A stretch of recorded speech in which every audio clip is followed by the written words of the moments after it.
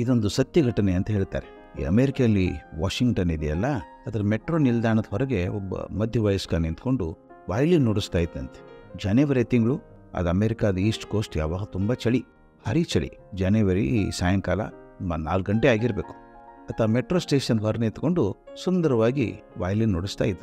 ಯಾರೂ ಗಮನಿಸಿದಂಗೆ ಕಾಣಿಸ್ತಿಲ್ಲ. 10 ನಿಮಿಷ ಆದಮೇಲೆ ಒಬ್ಬ ವಯಸ್ಸಾದ ಮುದುಕ ಬಂದ. ಒಂದು 5 ನಿಮಿಷ ಸಂಗೀತಗಾರ ಮುಂದೆ ನಿಂತ, ಮತ್ತು ಗಡಿಯಾರ ನೋಡ್ಕೊಂಡ. ಏನೋ ಬೇರೆ ಕೆಲಸ ಅಂತ ಸರ ಹೋಗ್ಬಿಟ್ಟ. ಸ್ವಲ್ಪ ಹೊತ್ತು ಅಂದ್ರೂ ಮುದುಕಿ ಬಂದ್ಲು. ಅಲ್ಲೊಂದು ಕ್ಷಣ ಹೊತ್ತು ಆ ವಾದ್ಯ ನುಡಿಸೋ ನೋಡಿ ಮುಂದೆ ಒಂದು ಹ್ಯಾಟ್ ಇಟ್ಟಿದ್ನಲ್ಲ, ಹ್ಯಾಟಲ್ಲಿ $1 ಹಾಕಿ ಮುಂದೆ ಹೋದ್ಲು. ಆ ದೇಶಗಳಲ್ಲಿ ಹಾಗೆ ಪದ್ಧತಿ.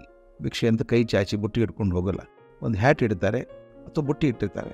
ಯಾರು ತಿಳಿದವ್ರು ಬಂದು ದುಡ್ಡು ಹಾಕಿ ಹೋಗ್ತಾರೆ. ಅವನು ಹಾಗೆ ಹೊಟ್ಟೆಪಾಡಿಗೋಸ್ಕರ ನುಡಿಸೋನು ಅಂಥೇಳಿ $1 ಹಾಕಿ ಹೋದ. ಆಮೇಲೆ ಸ್ವಲ್ಪ ಹೊತ್ತಿಗೆ ಒಬ್ಬ ತರುಣ ಬಂದ. ಹತ್ತಿರದ ಬಾಲ್ಕನಿ ಮೇಲೆ ನಿಂತ್ಕೊಂಡು ಈ ವಾದ್ಯ ಕೇಳ್ತಾ ಇದ್ದ.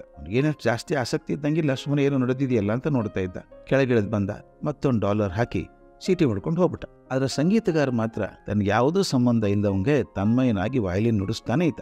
ಸ್ವಲ್ಪ ಹೊತ್ತಿನ ನಂತರ ಒಬ್ಬ ಮಗುವನ್ನು ಕರ್ಕೊಂಡು ತಾಯಿ ಬಂದ್ಲು. ಆ ಮಗು ವಾದ್ಯ ಕೇಳಬೇಕು ಅಂತ ಹಠ ಮಾಡ್ತಾ ಇತ್ತು. ಅವನಿಗೋಸ್ಕರ ಒಂದು 10 ನಿಮಿಷ ಅಮ್ಮ ಕಾದಿದ್ಲು. ಮತ್ತು ನಡಿ ಹೊತ್ತಾಯ್ತು ನಡಿ ಅಂತ ಕರ್ಕೊಂಡು ಹೋದ್ಲು. ಆ ಹುಡುಗನಿಗೆ ಕೇಳೋ ಮನಸ್ಸು, ಆದ ತಾಯಿಗೆ ಬೇರೆ ಕೆಲಸದ ಒತ್ತಡ.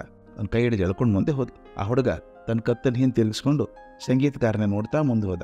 ಇದೇ ರೀತಿ ಹಲವಾರು ಪುಟ್ಟ ಮಕ್ಕಳು ಮನಸ್ಸಿಂದ ಹೋದ್ರು.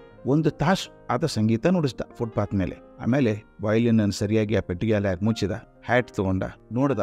ಅದರಲ್ಲಿ ಒಂದು ಸರಿಯಾಗಿ $32 ಬಂದಿತ್ತು. $32 ಅವನಿಗೆ 1 ತಾಸಿನ ಈ ಕಚೇರಿಗೆ ದೊರೆತಂತ ಪ್ರತಿಫಲ ಅವನಿಗೆ. ಆತ ನಕ್ಬಿಟ್ಟು ದುಡ್ಡನ್ನು ಜೇಬಿಗಿಳಿಸಿ ನಡೆದ. ಇದೊಂದು ಸಣ್ಣ ಘಟನೆ ಸ್ನೇಹಿತರೆ. ಆದ್ರೆ ಆತ ಯಾರು ಗೊತ್ತಾ?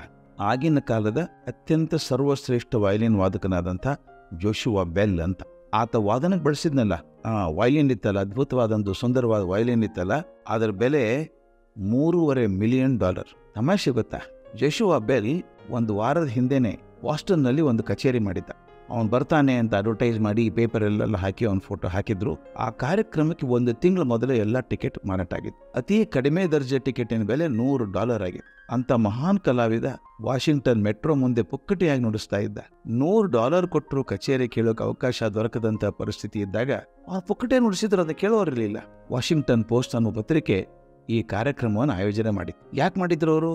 ಆ ಕಾರ್ಯಕ್ರಮದ ಉದ್ದೇಶ ಇಷ್ಟೇನೆ, ನಾವು ಯಾವುದನ್ನು ಇಷ್ಟಪಟ್ಕೊಂಡು ಹುಡ್ಕೊಂಡು ಹೋಗ್ತೀವಿ, ಆತ ನಮ್ಮ ಮುಂದೆ ಇದ್ರೂ ಗಮನಿಸೋಷ್ಟು ತಾಳ್ಮೆ ಇರೋದಿಲ್ಲ ನಮಗೆ ಅಲ್ವಾ? ಅಂಥ ದೊಡ್ಡ ಕಲಾವಿದ ಅಷ್ಟು ಸುಂದರವಾದ ವಾದ್ಯವನ್ನು ನುಡಿಸೋದನ್ನೇ ನಾವು ಗಮನಿಸದೆ ಹೋದಾಗ ಇನ್ನೆಷ್ಟು ಸುಂದರವಾದಂಥ ಅದ್ಭುತವಾದಂಥ ಅದರ ಚಿಕ್ಕ ಅವಕಾಶಗಳನ್ನು ನಾವು ಕಳ್ಕೊಂಡಿದ್ದೇವಲ್ಲ ಅಲ್ವಾ? ಎಲ್ಲೂ ಹುಡ್ಕೊಂಡು ಹೋಗ್ತೀವಿ, ಅವ್ರು ಸಿಗ್ತಾರೆ ಅಂತ. ಪಕ್ಕದಲ್ಲಿದ್ದಾಗ ಅವ್ರನ್ನ ಗಮನಿಸೋದೇ ಇಲ್ಲ. ವ್ಯಕ್ತಿಗಳನ್ನು ಮಾತ್ರಗಳಲ್ಲ, ವಸ್ತುಗಳನ್ನಾಗಲಿ, ಘಟನೆಗಳನ್ನಾಗಲಿ, ಪ್ರೀತಿಗಳನ್ನಾಗಲಿ ಮರ್ತೇ ಬಿಡ್ತೀವಿ ನಾವು. ಅದಕ್ಕೆ ನನ್ನ ಬೇಡಿಕೆ ಅಷ್ಟೇನೆ, ನಮ್ಮ ಕಣ್ಣು ಮೈ ಮನಸ್ಸುಗಳನ್ನ ತರ್ಕೊಂಡಿದ್ರೆ ಪ್ರಪಂಚ ಪ್ರತಿದಿನ ಪ್ರತಿ ಕ್ಷಣ ಅದ್ಭುತಗಳನ್ನ ತಂದು ನಮ್ಮ ಮುಂದೆ ಸುರಿಯುತ್ತದೆ. ನೋಡೋ ಕಣ್ಣು ಬೇಕಷ್ಟೇನೆ.